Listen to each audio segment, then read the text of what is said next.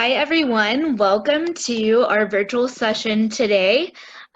We are going to be discussing media literacy, and we'll be watching a few videos, and we're going to break down some the videos that we watch, and we're also going to break down the music that we're going to listen to. So a couple of reminders, please. If you have not already, register for this workshop online. The link is in the chat box. Jay posted it. And then also, if you have not taken the pre-test, please make sure you copy that link and take the pre-test. If this is your first time being on a session with us, you'll take the pre-test today, and then at the very end of the semester, we will have a post-test, so you'll be taking that at the end. So it's just 2 times. And then also be sure and follow us on Instagram and join us on our high school Remind group. Those will also be posted in the chat box. And the last thing, I'm actually going to let Kanai speak on this for a second, but there's something called the High School Senior Recognition Program, and there's a link to that, and I'm going to, we can post that in the chat box, but I'm also going to let Kanai speak on that for a second. So we have the wonderful opportunity to have, am I echoing? Just kidding. To have members of a sorority, the AK sorority, if you're familiar, come and do a group session on sorority life when our COVID-19 sessions got on hold and we had to do everything virtually. So she invited all of high school seniors. So if you are a high school senior, there's going to be a link and a flyer will be sent out. It's just a high school recognition program that they do just to, get students involved early in sorority life. And that's going to be September 20th at 3 p.m. and that's a Sunday. So try to make that if you're interested in sorority life, or if you just, are curious about, what they do and all the different programs that they have. Thank you, Kanai. I'm going to put that link in the chat box. And then the last thing I want to mention, we are all mandated reporters on the call. So everyone who is an adult who works for Girls Inc., we are mandated reporters. And what this means is if there is something that you share on this call that is harmful to yourself or harmful to others, we do have to report that. We do want you to share. This is a safe space. This is a place where you can have open communication, but just be mindful that if something is alarming to us, we will bring that up with you privately, and we do have to report that. So without further ado, I'm going to hand it over to Soma, and we're going to get started on our first activity. Thank you, Ms. Stephanie. First of all, I would like to just throw out some stats regarding media.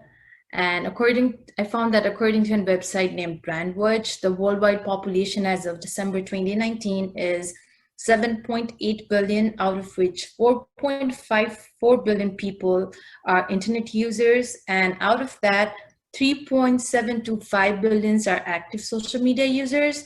So these large numbers being on social medias, the retail brands are also using the platform to advertise their products and their brands. So they found out that 91% of the retail brands are actively using social medias, like two or more different social media channels. And they also found out that in the year 2019, $90 billion was spent alone on social network advertising. So with all these large numbers of involvement in media platforms, it is important that we learn and understand about them. So I think we're going to watch 2 videos first, and then we'll go more into the media.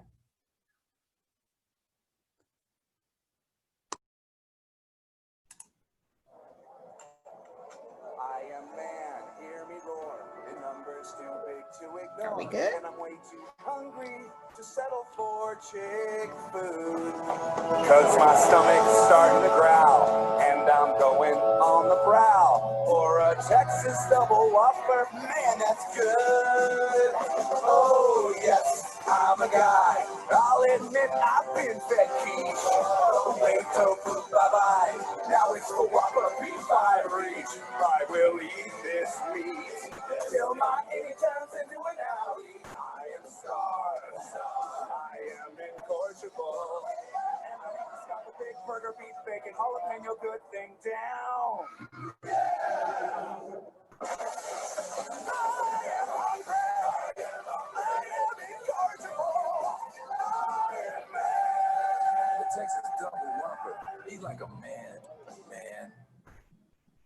Exciting things are happening at Burger King. Can I get one of those new strawberry and banana smoothies? What did you say? Hi, beautiful. May I please have a strawberry banana smoothie? Megan? Oh. I'm sorry, David. We make them fresh every time with real fruit. No problem, John. The new real fruit smoothies and frappes. Come and get it at Burger King. When my belly starts a rumbling and I'm jonesing for a treat, I close my eyes for a big surprise. The tender crisp bacon cheddar ranch. I love the tender crisp bacon cheddar ranch. The best they grow on trees. And streams of bacon ranch dressing flow right up to your knees. There's tumbleweeds of bacon and cheddar paves the streets. Folks don't budge you cause you got the juice. There's a train of ladies coming with a nice caboose. Never get in trouble, never need an excuse. That's the tender crisp bacon cheddar ranch. I love the tender crisp bacon cheddar ranch. No one tells you to behave. Your wildest fantasies come true. Dallas cheerleaders give you shade. Red onions make you laugh instead, and French fries grow like weeds. You get the veg all day, all the lotto tickets paid. There's a king who wants you to have it your way. That's the tender crisp bacon cheddar ranch. Exciting things are happening at Burger King. Welcome to Burger King, honey. Here are crispy chicken strips. So I said, Kung Pao, the Kung Pao with jalapeno. Have you tried the sauce yet? Tyler? Well, who's that talking? Steven? Need a hairnet, Tyler? You need to get some hair, John. Exciting things are happening at Burger King. Hey. The new crispy chicken strips. Come and get it at Burger King.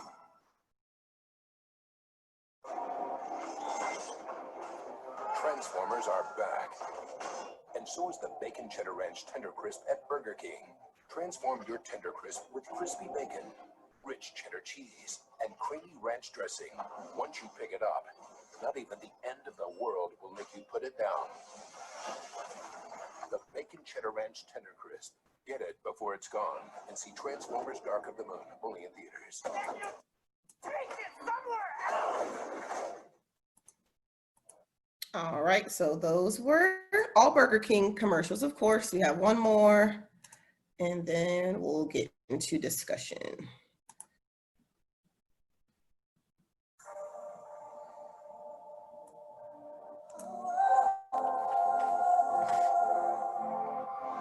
Got what you want, got what you need.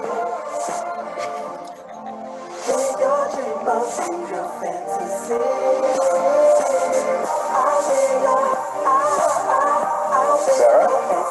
Sarah? Cleaning up?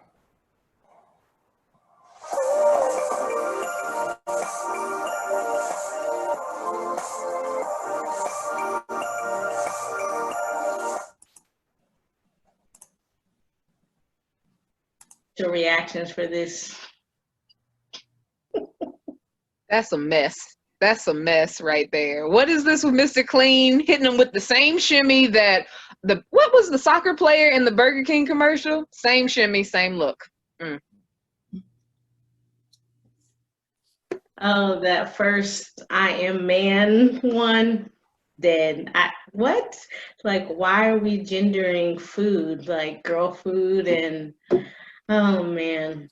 Yeah, Burger King in that whole 5 minutes just showed a lot on how they advertise.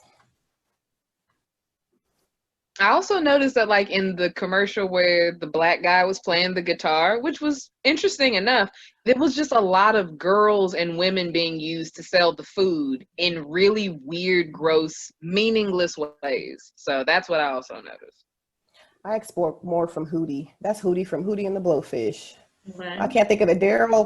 Daryl, he's a country singer. I expected more from him. So when I saw that, I was like, wow. I mean, Burger King, I guess, paid you a good large sum to degrade women. Expected more. All right, go ahead, Soma. So after watching those videos, so what are medias? Medias are a form of communication. So books, newspapers, magazines, social media platforms, songs, brochures. These are all different kinds of medias which contain certain kind of stories be it fictional or non-fictional, and all of them has certain messages they want to give their readers and the viewers. And this very thing is what we call media literacy, having the ability to identify the messages given through the advertisements or any sorts of brandings. So in today's times, I wanted to say that oftentimes, like the video we just watched, the messages of the advertising gets lost. And as the media platforms are getting more competitive day by day, the businesses and the brands are in constant pressure to attract the viewers and are in constant pressure to sell their products. So they use whatever way possible to do so.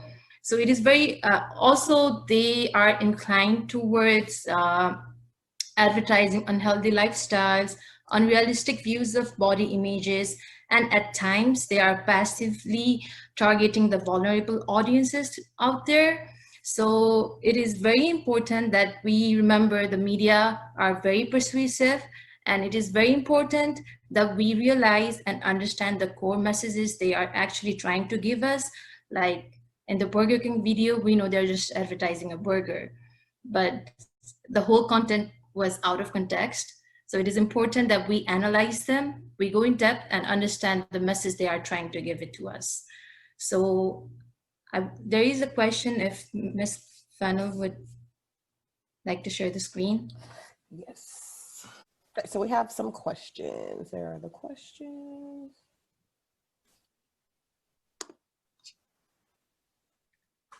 So the first question, do the messages and advertisements sends always match the reality of the product? Kind of like what Miss Soma was saying with the burger. So for the students we have on this call, to answer the question, you can unmute or you can just type it in the chat box. Actually, it might be easier if I type the question in the chat box. I would say no, because most of the time it's kind of false advertising. They kind of overhype the product more than it should be. And some customers might be disappointed with the reality of the product if they see some commercials of that's being shown. Something that I always think about is, for instance, like fast food. If you see it on TV, it's very salivating, or like their point is to make you hungry or want to go eat that food right then. But then if you go buy the food and you match it up to the commercial, that chicken sandwich or that burger or those fries, like, definitely don't always live up to the hype of what that picture was on the TV. And so that, I think about that a lot. I'm like, this looked different when I saw the advertisement for it than when I actually went and bought it. So. And to piggyback off what Stephanie and CW have said, I watched some video where they showed how they do the food commercials, and nothing they're really using is edible. You can't eat that food. Like, they have it dripping with some type of ingredient that is toxic to you. So the way they make the cheese shiny or the meat shiny, or the way they make the bun look so perfectly fluffy, all of that's fake. So it's not just photoshopping people nowadays, it's photoshopping food too. Yeah, I agree with what she says. Like for McDonald's, in the advertisement, they make like the burgers like round and all that. But I've been to McDonald's many times, and like, you know, the burger's flat and it tastes good, but I feel like they should be more honest with their advertising. CW is on it. Yeah, you know, that's what they're in the game for. They want money. So the point of advertising is to get your money. So they're going to try and entice you in any way they can. Does anyone else have something to say about the first question? If not, we'll move on to the second. So the next question. Why would an advertiser suggest that product can deliver more than it really can? I mean, if I could speak. I mean, it's the same thing everyone's been saying. They do it for money. Literally, it's the same with like selling, like, I'm gonna go off topic and say like drinks or something, like alcohol, beer. They do the same with that. They say that it gives you energy, or if it's good to be around friends while drinking a cold glass of beer or something. For sharing. Anybody else? I would kind of say they have a bit too much faith in the product they're selling, because they should know the risk of selling it, that not everybody's gonna like it and all that. I think both of y'all are really on the money because they're really expecting for people, audiences like you, to really buy into what they're talking about. So the fact that BZ is already like, no, I know I don't have to be drinking to have fun with my friends, or I've been to McDonald's and I know that burger flat. This is the type of awareness that they're trying to keep from you. So it's good that you are questioning what you're seeing.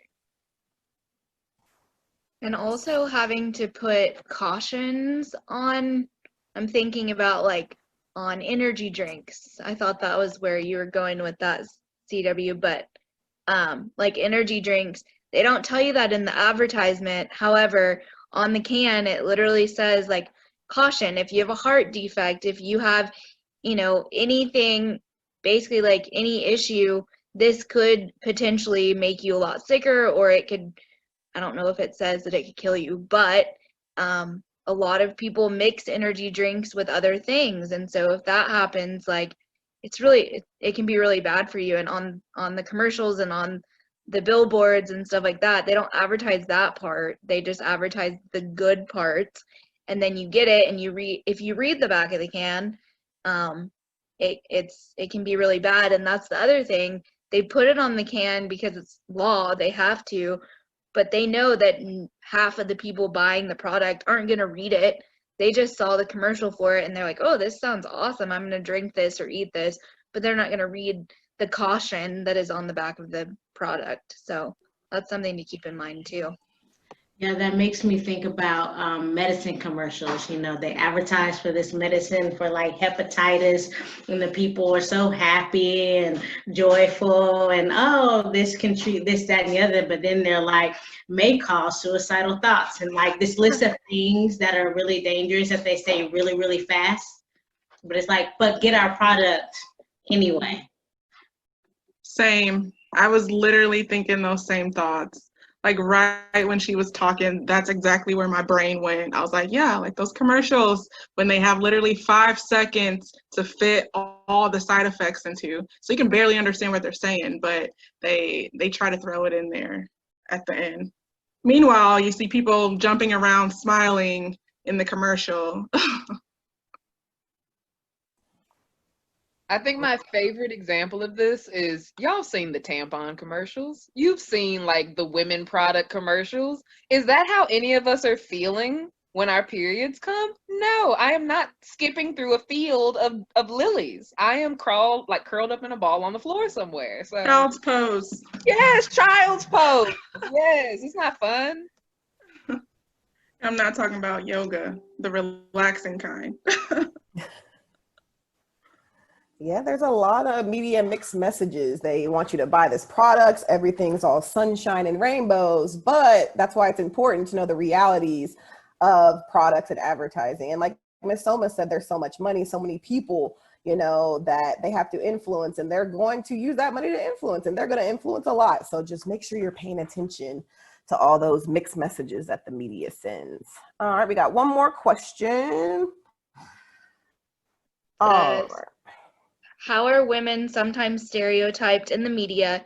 Do the videos match the reality you see in everyday life? Why or why not? I feel like Ra just gave a really good example of that, but we can continue that conversation. I mean, they use women to like really sexualize. Like they put them in like really tight outfits or like barely anything at all. Just like a short skirt or something to like please men or something. They just do it because mostly all those producers who make those commercials are men and think, hey, men like really skinny girls or really naked girls, so they just put men. Even if like the commercial is like something about allergy pills or something. Okay, that's it. Right, like the commercials we just watched. I mean, this was a cleaning commercial, and at the end she was ready to jump his bones because he was cleaning. It was just like, what? Why is this necessary? And every Burger King commercial besides the one that was like all macho man was like sexualized with women for a burger. Like, it's weird. Or even like they're like, I'm a man, like I can pull this car, or I need a big meat. It was just so dramatic. That was the only one that was like didn't have women in it, but that's because they're trying to be like, oh, eat this burger, you'll be a big strong man. All the ones with the women in it, like BZ said, it's just scantily clad clothing. Some of it was very uncomfortable, just the messages and the waterfall. I know y'all saw that, like the milky waterfall, and they're like dipping their hand in it. It's just very Burger King, just their commercials, just back to back. It was just, we know what you're doing. We're not falling for it.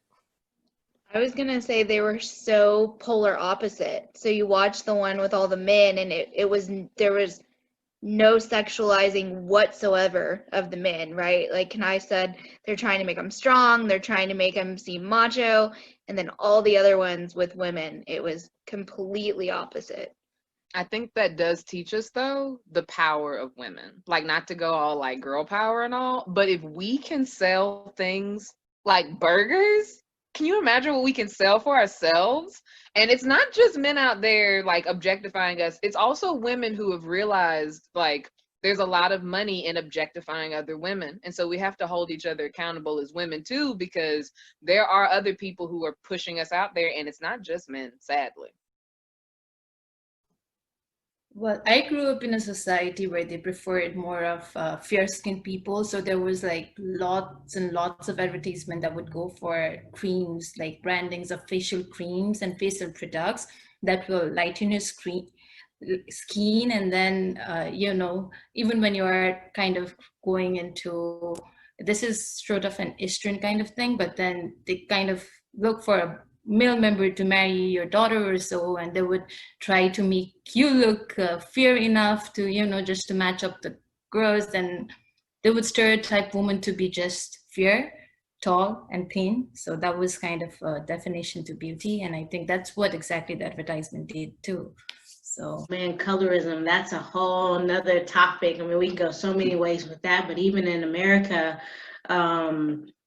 the advertisements that we see and the ones that we just watch, I can't say besides the country dude, as far as women goes, there weren't any dark-skinned people. I don't even know if there were brown women in any of those videos that we watched, but society has not placed dark-skinned women or brown women in the forefront of even advertisement. I mean, now I think in 2020 it's getting a little better with that, but we still have a long way to go. And it's sad because it's worldwide, like all over the world, you would have the same struggles with like, light skin, dark skin, and who's fair enough or pretty enough to be put in the videos and advertisement.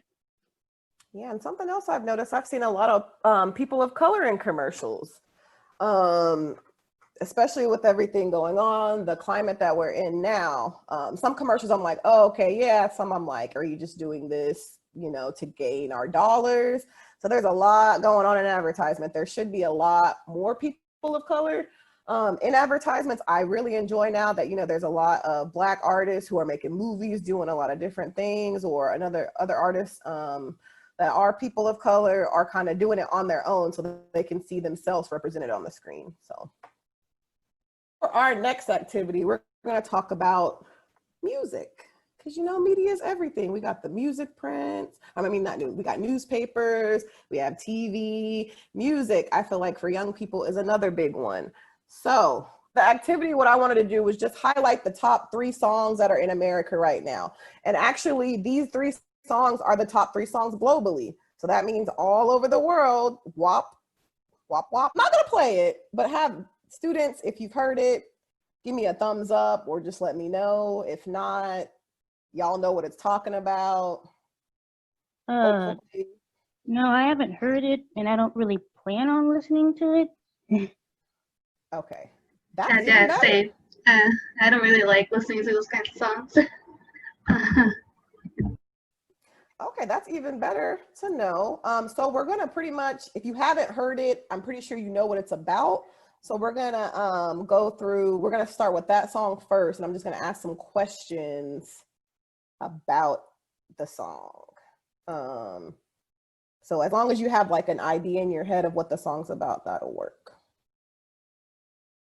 All right, so for that song, how does the rhythm and the sound make you feel? So when you hear it, you know, because a big part of music is sometimes we're not listening to the words. Sometimes we hear the beat, we're just, you know, we like the beat, we're just bobbing our heads. So for that song, how does the rhythm and the sound make you feel? Or adults on this call? So originally, there's a sample that's played in that song. And a lot of people don't know that, but it originated with me because growing up, I knew that song. And I was like, hey, they're using a sample. So that was the first thing that caught my attention when hearing that song, was the sample that was used. That's probably still not appropriate, but it was what caught my attention, and I liked it. Mm-hmm. And I like how you said the sample made you think of when, you know, you first heard it or when you were younger. So it's kind of like full circle back now. And when you were younger, you might have not known, you know, what you were singing, but now that you're older and it, you know, remix is kind of like coming full circle. Facts. I would support that and say it's also not by accident. You know, they put those samples in the songs because they want to attach something nostalgic to those audience members who are going to hear it. But also they put something and put songs like WAP out for shock value. I think there's a lot of shock that comes with songs like this. When I hear it, if I'm honest though, the beat makes me feel powerful. The beat makes me feel like I can be confident. And I don't know if it's just my perspective and my experience of beats like that. They get your blood pressure up, you know, you get your heart racing. But even though I know the lyrics are saying things that are not casual conversation things, it still gets me lifted. And everyone's music preference is different. So if you like the song, you know, that's your personal music preference. Everyone's not gonna like the same things. Everyone likes different music, different genres. So yeah, for me, the beat, I like, you know, bob my head. And then, you know, the first words out of the mouth, I'm just like, wow. So it's a lot. But like we said, we're talking about beats. So who do you think is the intended audience for the song? I would say like maybe adults, because I don't see why children should be listening to it. Right. Thank you for sharing. I would definitely agree with that. Some of the controversy that I've seen around this song is a lot about, well, what about the kids and what about the girls? But I think people need to be mindful of who Cardi B and Meg Thee Stallion make music for. They don't make music for children, despite the fact that children are going to hear it. But I also think that there needs to be some responsibility placed on the adults in children's lives and the music that they're allowed to listen to. If you know that Cardi B or the song WAP or whatever isn't made for kids, then don't allow kids to listen to that. So yeah, or like the students on the call, they don't want to listen. They don't intend on listening, you know, because they do not like it. So that works out. Okay, do we think male or female? And then it also says young or old in any particular race. So I would say female. There's been a lot of controversy with everything that's going on, but I would say you're gonna get more towards females and just pretty much saying, you know, we're gonna do what we want and say how we feel. Anybody else want to chime in? Male or female? You might think it's either or, young or old. That's worded kind of rude, you know, young. What's young and what's old? But young or old, and then any particular race or ethnicity. I think it's geared towards female, especially like after seeing the video. It's sort of like this whole women empowerment movement. So I would say female. As far as young or old, I think that's very general. So I wouldn't say like old. I want my grandma listening to that, but like, yeah, I would say older. Definitely not young.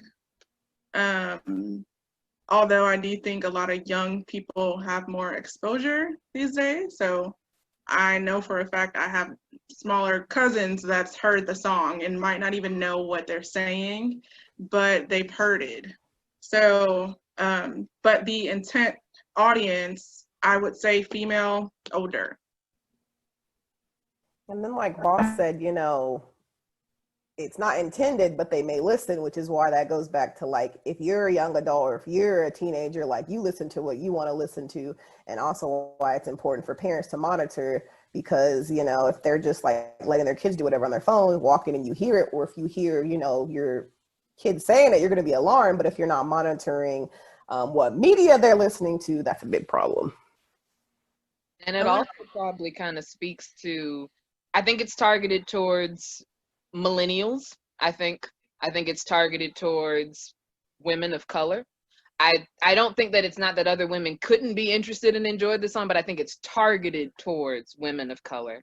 And I think there's no accident that they, even though we know songs like this are not for everyone, we also have to recognize as a community, music bonds people together. Music kind of defines an era. We'll talk about the songs of 2020 or the songs of this year.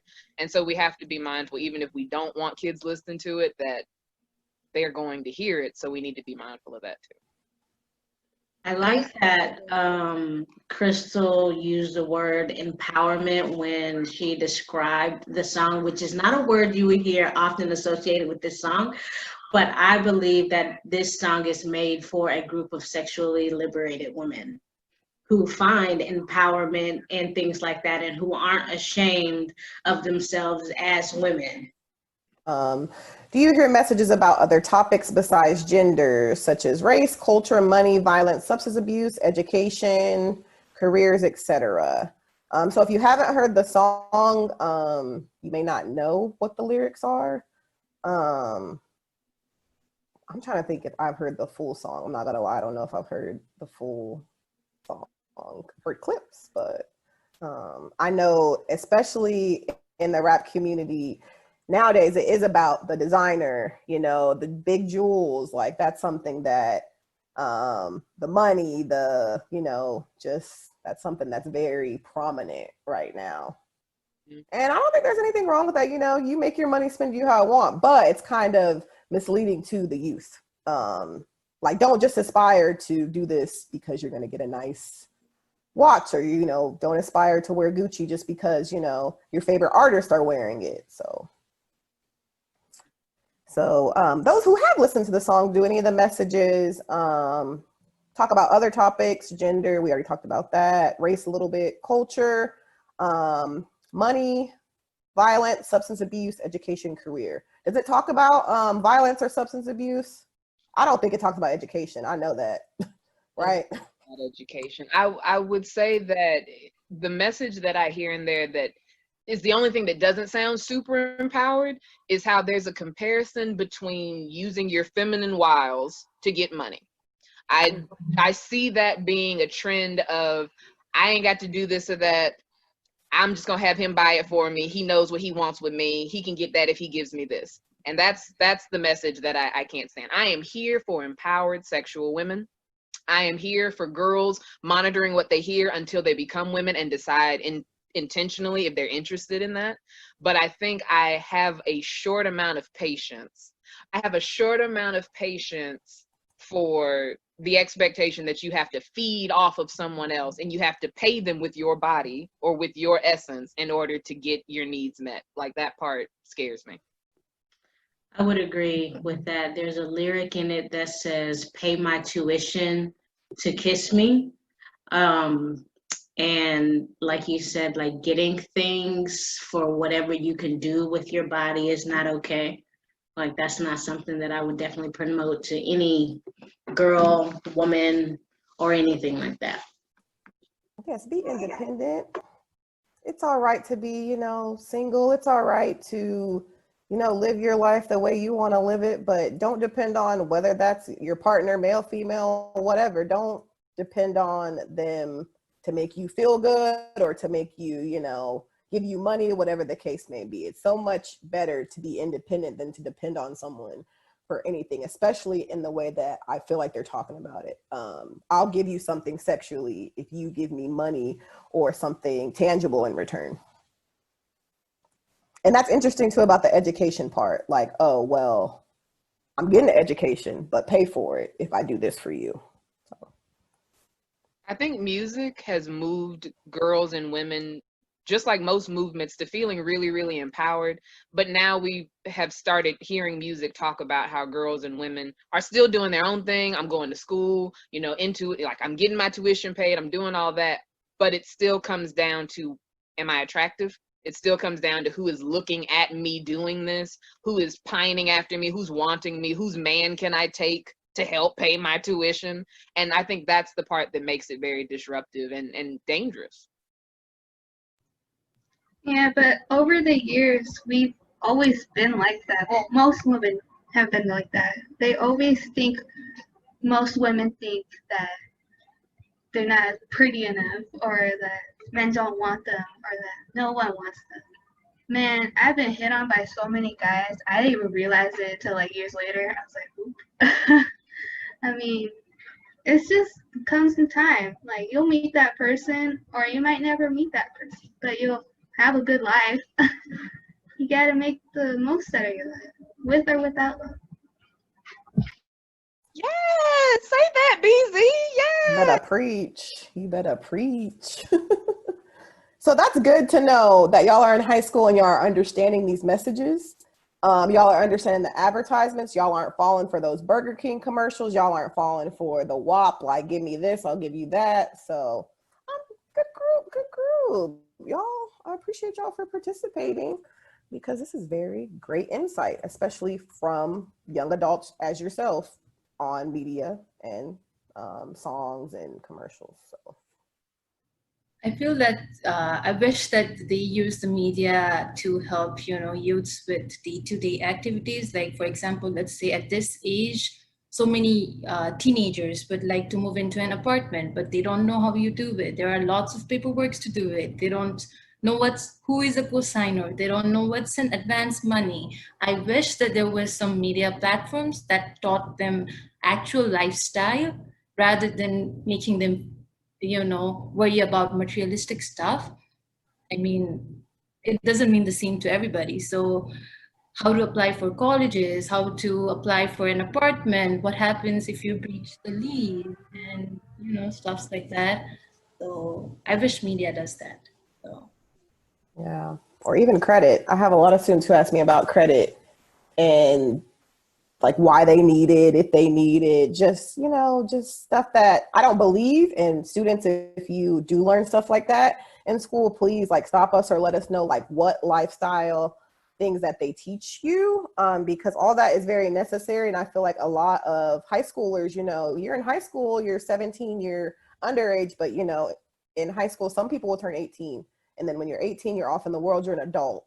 And that's very scary. And it's still like you're in high school being treated like a child, but you may have your own car. You may, you know, like Miss Summer was saying, you may be in the process of getting an apartment, but it's still like they structure it to where, you know, you're still a kid, but then throw you out into the wild almost when you're 18 and say, well, there you go. We gave you everything you need, when really you just learned math and science and stuff that is going to be important that you're going to use in college, but still like there needs to be a lot more done and taught. But you know, Girls Inc., we try to fill those gaps. You know, Miss Swenson's mom did a great info session on credit and on a lot of different stuff. So that is a very good point. And the media, I feel like it's easy for them to do that, but they don't know why, but I feel like it's easy to do a commercial like, hey, here's some helpful information, but not to just like advertise, but there is going to be a whole month on financial economic literacy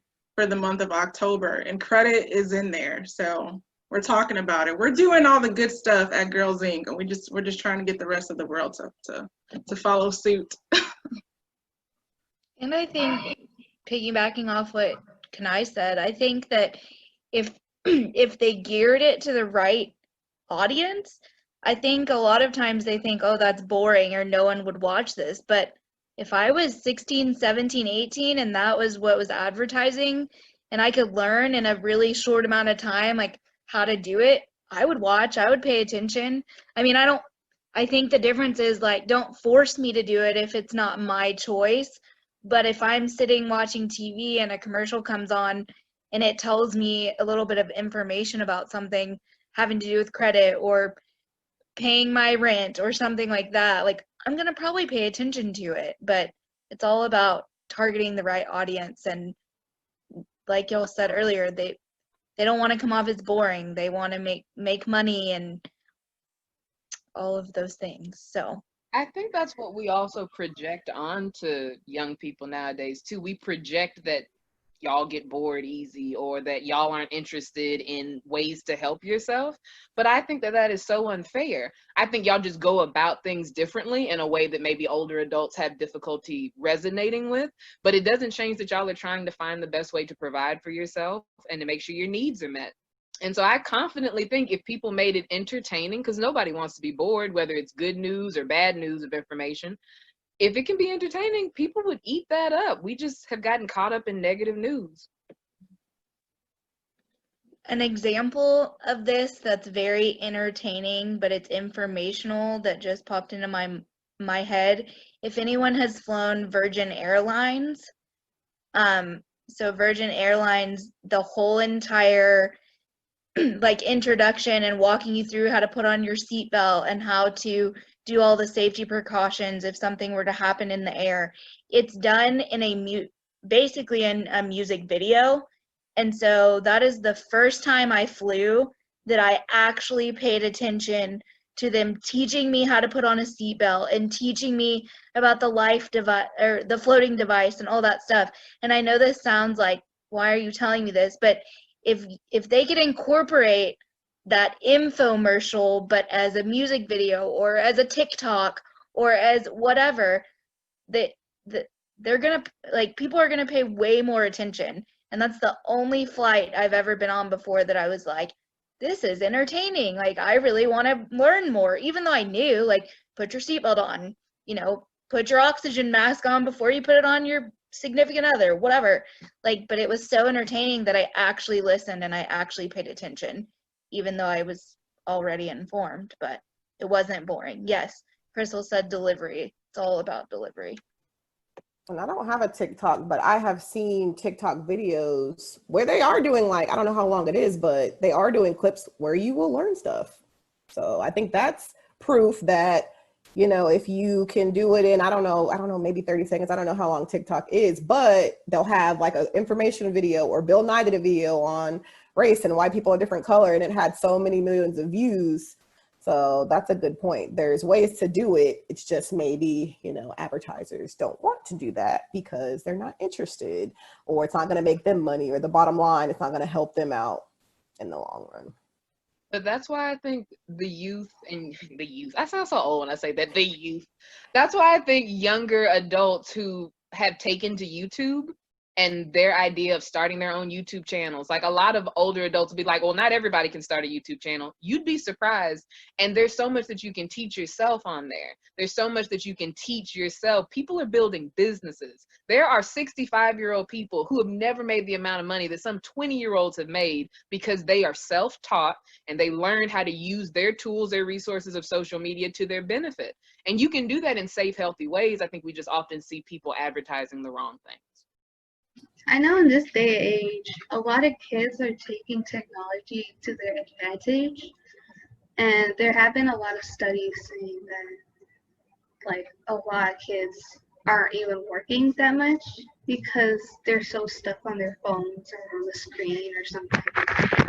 And I think that's one of the biggest problems with having technology and giving a phone to your child at such a young age. I agree with BZ. Like social media has some negative impact on this generation, especially when it comes to like being accepted by people on the internet and safety, which I feel like not enough parents are teaching them. And so as a result, many of the youth get in these dangerous situations online that could have been prevented if only the parents have been more how do I say it? Attentive, or That. Also, it goes back to different generation, and there's a gap. Maybe not with millennials and millennials kids, but people that have older parents, like they didn't deal with technology and social media. And so, yes, there does need to be boundaries and parental, attentiveness. However, if what the parents don't know, like they're not going to know to block that or get on there and make sure their children aren't looking at certain things. And so I think it's important almost like to flip the script a little bit, and the kids are going to almost have to start teaching their parents, and not to get themselves in trouble, but just so that the parents are informed of this is what we have access to, this is what we're doing. Because I think a lot of times it's a generation gap. It has nothing to do with the parents not wanting to patrol what their kids are doing, but they're just unaware, or they're not knowledgeable about it, which is scary, but it happens all the time. I also think it's a community effort because, like you said, parents sometimes aren't aware, and kids spend most of their days when we're not in COVID at school, and the education of what goes on the internet needs to happen from more, not just organizations like us who get to come in for like an hour, 45 minutes once a week, but from, their classes and teachers, and more of an effort to limit phone use within school, because that's when a lot of the things that kids are sneaking to do, that's when a lot of those things are happening, is because now kids have access and they use their phones throughout the school day, like all day long, despite, like, even if there are rules against it. And it's almost to the point where where public schooling or schooling just needs to incorporate safety measures on social media or on your phone, because like we were talking about before we started, like it's already happening. It's already something that they're a part of, so why not get in front of that and try to help them, versus, because if they get in trouble for it, they're just going to want to do it again. So you might as well educate them on the front side and help navigate that a little bit. Yeah, when I was in high school, we were not allowed to have our phones. We could not have our phones. If you had your phone, you were getting it taken away. They were calling your parents, whatever the case may be. You could not have your phone. And guess what? I graduated. I survived. I do understand why students need, technology and a laptop, a phone, not necessarily, but for class, like a laptop. But it just makes me like sad, and it's disheartening when I'm walking in the hallway and everyone has their headphones in. It's like tunnel vision. Or like Boss was saying, a lot of kids get in trouble. Like a lot of drama happens during school because of phones. Just a lot of unnecessary stuff can happen. I think we really have to train students. It's kind of like teaching kids how to drive. Social media or giving a kid a phone is like giving them the keys to a car and not telling them how to actually navigate or how to drive. So they're just out there doing all types of stuff, trying to get to where they're trying to get to, with no understanding of the ways, the proper, effective, appropriate ways to do it. So instead of teaching kids like you shouldn't have social media, I think we have to accept the fact that social media is here, and we talk to kids about what you put on there versus not putting anything, because that's not going to happen. They're going to put something, but maybe talking more about what are the ways and the impressions you want to be received out there versus just throwing stuff up there. I agree with that. And also just be careful what you put on social media. I had a discussion with my seniors last year. They didn't think that whoever is hiring them looks at their social media. And that really shocked me. But, then again, maybe they don't realize that. So that was a conversation that we had. Now, maybe not all employers do that, but I know maybe nowadays a lot do that, just to see, how you're acting personally. Because when you are older and you have a certain career, you're going to post certain things, that may not reflect what your job wants, and that can also get you in trouble. So just be very careful of what you're putting on your social media. Or some of them will be like, oh, well, my page is private or my Facebook is private, but they can't see anything, but they can see your banner or whatever it's called. And you may have a picture that's not, you know, appropriate, or your profile picture may not be the most appropriate. So, you know, use social media to your advantage. It's not all bad, but just make sure you're using it to your advantage. And as we've talked about advertisements and things like that, understand that you and your brand and who you are is a whole advertisement to people out there, and the way that people view you, the way that school people view you. And believe me, some of your school teachers check your accounts, because I've known students who have gotten in trouble for bullying because of what they posted on their social media. So be mindful of what you're advertising on your social media. Yeah, that was some good conversation. We didn't even get through the other 2 videos. All right. You want to close this out, Stephanie? Sure. So I hate to abruptly end our good conversation, but I do want to say thank you to everyone for contributing. I really enjoyed this, and I got a lot of good insight from the girls and also from my fellow staff members. So be with us again tomorrow. We're going to talk about the 5 love languages on Zoom from 3 to 4. And then also on Thursday, we have a college and career workshop that Miss Crystal will be leading. So be sure and be here tomorrow and Thursday. And then also, again, if you have not done the pretest, please take the pretest and register for this workshop, the one for tomorrow and the one for Thursday. And last but not least, enjoy the rest of your day. And if you have any questions for us, you can type them in the chat box or ask real quick before we jump off of the call. But thank you again for participating, and I really enjoyed that conversation.